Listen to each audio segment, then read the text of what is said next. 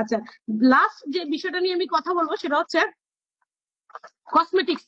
Cosmetics এ নিষেধাজ্ঞা দিয়েছে। দুবাইতে পাকিস্তানি কিছু ক্রিম আছে, ক্রিম বা লোশন, এগুলো হচ্ছে যেমন একটা ক্রিমের নাম গরি ক্রিম।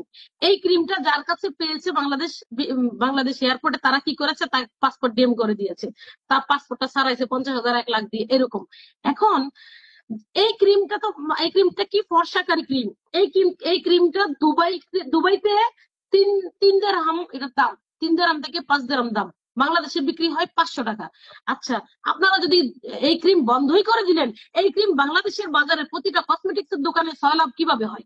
কিভাবে ওই দোকান থেকে মানুষ 500 টাকা করে কিনে? তো আমি সহজভাবে উত্তর দিচ্ছি, সত্য উত্তরটা দিচ্ছি। ভালো লাগলে না লাগুক, লাগলে লাগুক, না লাগলে নাই। সত্য হলো বডি কন্ট্যাক্ট করে, তারা এয়ারপোর্টের সাথে বডি কন্ট্যাক্ট করে। আপনারা যদি এই জিনিসটাকে নিষিদ্ধ করছেন এই জন্য ইন্ডিয়ান জিনিস চালাবেন, ইন্ডিয়ান যে প্রোডাক্ট গুলো আছে সেগুলো ফর্সাকারী ক্রিম, সেগুলোকে আপনারা বাংলাদেশে চালাবেন, পাকিস্তানি প্রোডাক্ট বন্ধ করবেন, তাই না? আপনারা তাহলে এই বন্ধই যদি করেন, তাহলে এই পাকিস্তানি কাপড় চোপড় গুলো আমাদের মা বোন ভাবিরা কোথায় পায়? এগুলো কিভাবে আসে? অবশ্যই বডি কন্ট্যাক্ট দিয়ে না। তো তাহলে আপনারা বন্ধ করলে প্রপার বন্ধ করবেন, পাকিস্তানেরও জিনিস চলবে না, ইন্ডিয়ারও চলবে না। আর যদি দেশের স্বার্থের কথা চিন্তা করেন, তাহলে পাকিস্তানের জিনিসও ঢুকবে, ইন্ডিয়ান জিনিসও ঢুকবে, চাইনিজ। শেষ পর্যায়ে সংক্ষিপ্ত করতে হবে।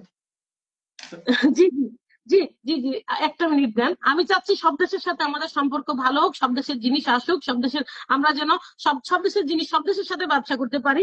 এবং লাস্ট একটা কথা বলবো, ডক্টর ইউনূসের কাছে আমার অনুরোধ থাকবে, দুবাইতে লেবার ভিসা বন্ধ আছে, লেবার ভিসাটা ওপেন করানোর জন্য একটা ব্যবস্থা উনি যেন নিজে করেন। আমাদের লেবার ভিসা ওপেন করা খুব জরুরি, বাংলাদেশের বেকার সমস্যা সমাধানে আমাদের লেবার ভিসাটা ওপেন করা খুব জরুরি। সবাই ভালো থাকবেন, আমি অনেক সময় নিয়েছি।